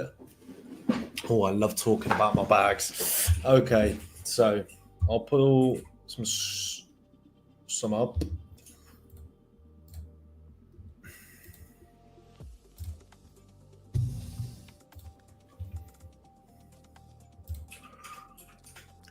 So these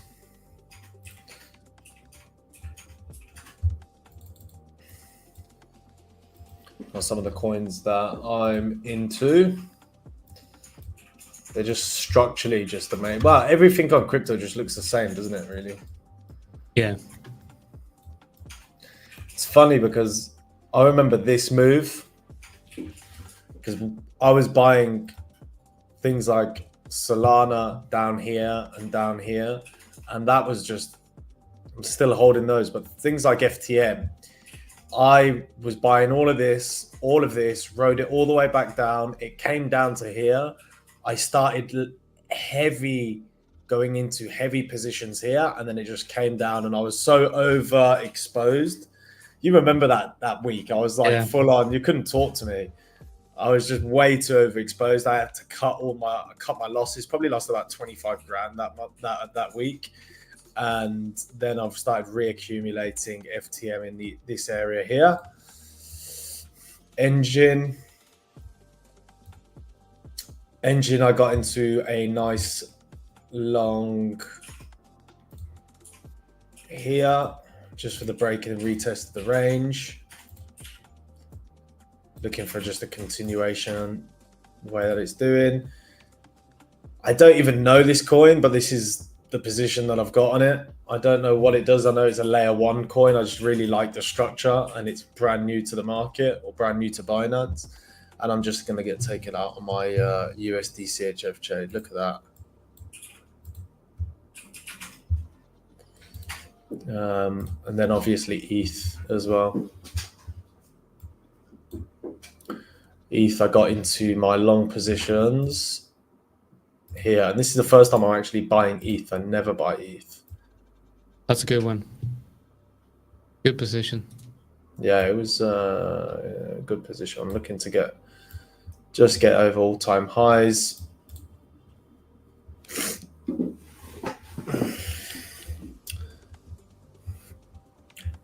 I'm just going to be adding all my altcoins to the watch list, and I will be going through them shortly. Solana is just so. Is this the first leg, or is this the second leg? Which part of the? Where are we? You know, it always intrigues me where we are, because this. Yeah. This once happened to Bitcoin where we had that kind of double top. I don't know. Yeah, but you mean the double top on Bitcoin was the previous top on Solana, I believe. Yeah, well, no, but that was super like similar that. charts. Yeah, I mean it's basically Bitcoin, and Solana is new. So Solana got released on the previous, when Bitcoin had its previous top. Yeah. Anyway, you want to see my nearly dead position on USD CHO? I think I'm gonna get taken out now. Look at that. I would close that because it's broken above. It reclaims support. Yeah. I would close it, and then it would just go down to entry. Close it and then it goes to take profit. Yeah, That's how it works. Nothing moves until you sell it. well, to be fair, that's how the market works. If no one would be Yeah. selling, nothing would be moving. So I mean, you gotta do your part. Somebody's got we've got to do the part for everybody else and just capitulate on your positions. I'm gonna show you my altcoin bag. So you guys ready? You guys ready for this? Okay, so we got Bitcoin. We got Ethereum. No way. That's a What do lot you of mean? coins. All of that list is your coins. Yeah. You're absolute nutter. Yeah. So I got in on Ethereum. I got in on the so looking at the weekly. I think my entry is around here on that breakout. That one is a fairly good position up around over 20% on that one, and then got Link. So the way I've structured this, really nice. Yeah. So the way I've structured this list is I'm gonna have the more serious coins first, and then the ones at the bottom are the ones that I don't even know what it is, But we have Link, which I believe is a fairly strong product. It's one of the strongest. Yeah, it has fundamentally a strong product. So if you want to it has long-term potential basically. So that's Link. Good up. I think we're up around 20% on that one. And then also we have AVAX, which is also fundamentally quite strong gaming products right here. I'm looking to take both of these altcoins from the long RZ. Also tested the accumulation area here. Same thing for AVAX, basically the same area up to the short RZ. So AVAX looking to take that to about $100. Link about $40. And then we have Filecoin, which I believe, so this is Filecoin, guys. This is Filecoin, okay? Now you're looking at this and you're thinking, why did you buy that one? And that's a really good question. Because if an altcoin looks like this, it's dead and you should not be touching it. However, in a market like this, sometimes you see that the altcoins that pump the hardest are meme coins that has no utility other than being a pump and dump. Scams that just promise us a lot of stuff and then doesn't deliver. And then you have dead products. Those are the ones that from out the blue just starts pumping. So looking at Filecoin, like an experience trade. That's what you're saying.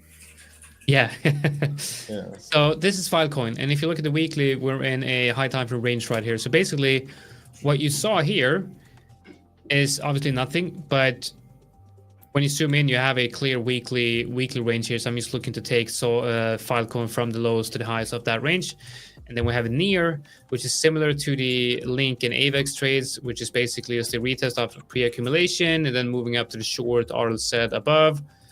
Ren is also one of those coins that are back in the day had huge potential, but now it's just dead, right? And I'm looking for a similar trade on Filecoin for a move here up to these highs. I mean, that's almost like 100 to 200% move to the upside. It's just insane. And then we have something called KMNO, which is this looks good. It's a fairly newly listed coin. It's something Solana, which is interesting. And so on the 1 hour, I've been on the 4 hour, I've been playing around with this symmetrical triangle. I guess it is. Did you just do triangle? I gotta watch the read.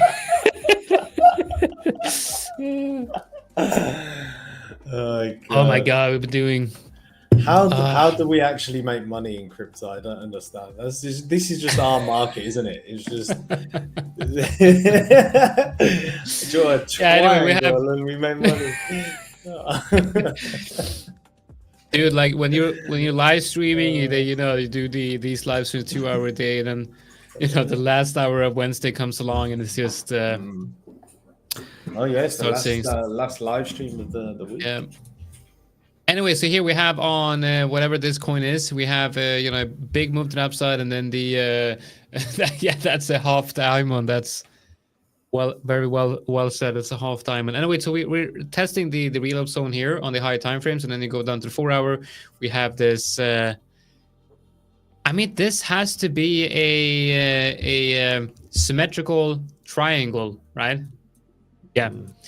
So hoping that it's gonna move up, and then we have this one, syrup. Wow, man, you are some degenerate. So this one we have to look at on the 1 hour. I mean, the 5 minutes. Wait, is this the exchange is the issue, or is this actually what the coin looks like? This coin's price action. I think this is the exchange, an issue with the data. Wait, we can see what it says on. No, this is the actual exchange. This is the liquidity. this is what it actually looks like, Wow.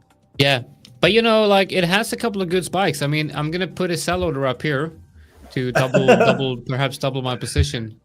Imagine if you actually get filled on that. That would be hilarious. Yeah. Do you know, you are somebody that would end up putting just a random ass limit order and it get filled, and you wake up with thousands and thousands of dollars.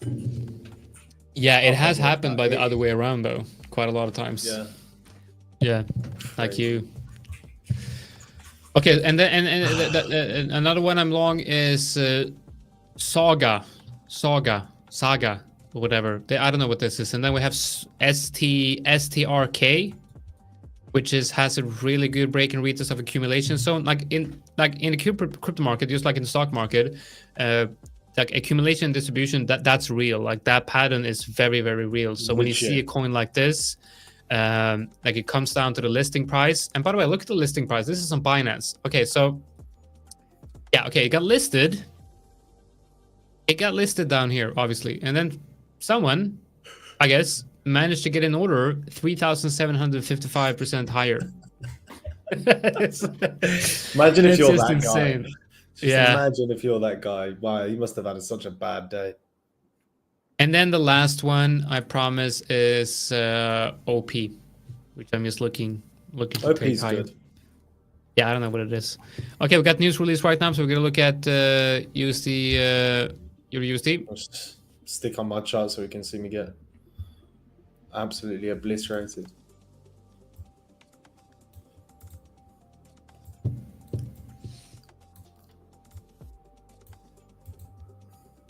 I can't believe you're holding that trade through PCE. Damn. There you go.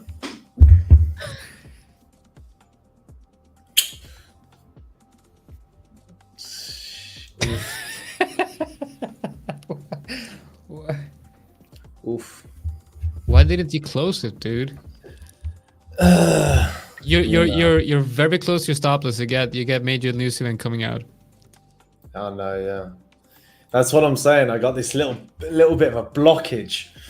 A little bit of a blockage at the moment. That's an interesting move though. Let's see.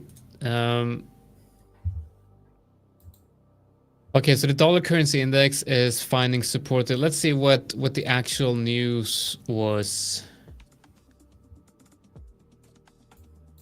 Yes, Alex do have that. He does. yeah, it's probably not the thing that you want in trading. To be fair, mate, the size of them doesn't really matter. It's the size of your P&L. Yeah. Uh, Okay, so let's see. yeah, this is some really sound advice. Wonder why I didn't think about that. You know, when it's a bull market, when you're getting like all the DMs I'm getting from different products, like crypto companies out there and wanting me to promote their, like, it's, oh dude, you guys, you wouldn't, you have no idea. Bad, huh? Yeah, it's pretty bad. Like they want me to, you know, tweet about this, give me, you know, a certain percentage of the supply of the things like that, and like I know what they're doing. Like it's just air. They just want me to pump their product, and then they're gonna dump them all their followers, you know. And unfortunately, I know which ones, you know, accept that deal in the DM, because I get the DM, and is that the ones that you told us to buy earlier? No, it is not. Yeah, yeah. No, I promise you, dude. No, I promise you. I'm not. I get that. I did not get paid to. I don't get paid, and if I do get paid, I make sure to tell you guys. Yeah. Like I don't do that. No, not on here. The ones that you said. The ones that you sent me on the group. You sent it all of us on the group. What was that coin? Oh yeah, that's the one I created.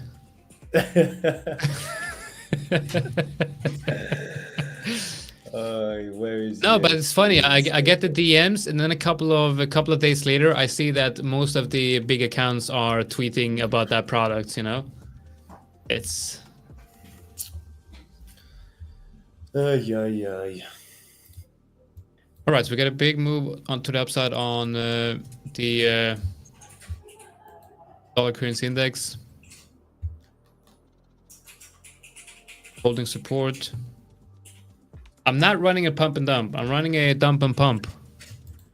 That's what I'm doing. Dump and pump. Dump and pump. That's how we do it.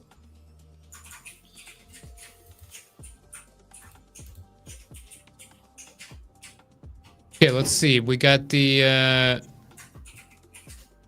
okay. The core PCE came in as expected, so nothing out of the ordinary right there. We have someone giving us a price prediction of Euro USD.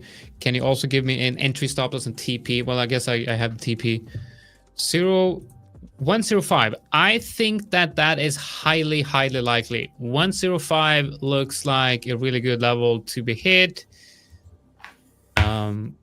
If Euro USD moves lower here, then of course we'll most likely see what's going on? Maybe even a move down to parity. What meme coin is that? I don't even want to tell you guys. Like, I don't want to be talking about meme coins. I think once we hit to those all-time highs here, I'm gonna start unloading positions. Really? I'm gonna start. Yeah, I'm gonna start getting unloading positions. I feel like that's a really safe trade. I don't think I need to hold any more than that. Let's have a look and see. I think you're right. If we do hit that level, I'm gonna be selling most of my altcoins. I would not be selling the rest of my Bitcoin though. But the thing is, like, I've sold a big part of my Bitcoin already. But that's, and I've already made, I think, 400% on that move on Bitcoin. And I've been holding for 2 years, and I feel like, you know, my target was 100K all along. And I feel like I don't. I bought a massive bag of this at £17. Nice. Yeah, I remember. That's ridiculous. Absolutely ridiculous.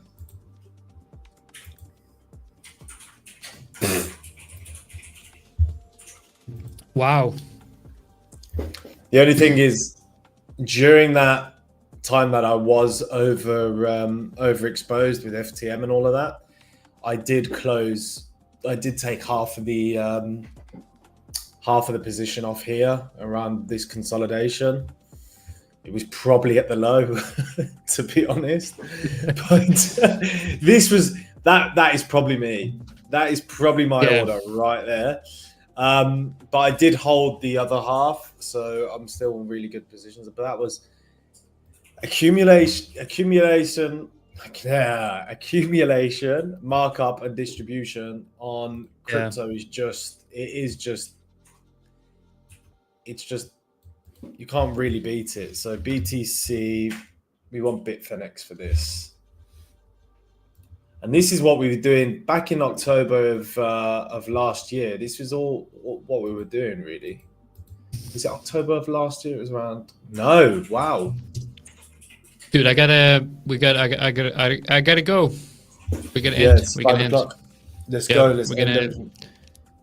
All right, guys. So we had a giveaway yesterday. We're not going to do a giveaway today because we are, everyone that buys a program here at the5ers are entered into a raffle, and you'll be able to win incredible prizes for that raffle. I do believe that there's more information on that on the website if you click the banner for the Black Friday deal. But we got up to 50 prizes. I believe that 50 people are going to be winning prizes for, and everyone that does buy any account, including the new 10K high stakes, will be entered into the raffle. All right, guys, last live stream of the week. We'd like to thank you all for joining us this week, and I hope to see you all next week as well. All right, that's it. See you later, guys. Care. Hi guys, so thank you very much for watching the video. Now make sure you like and subscribe, and most of all go into the YouTube and check our other content that we provide here at the5ers. We'll see you in the next one.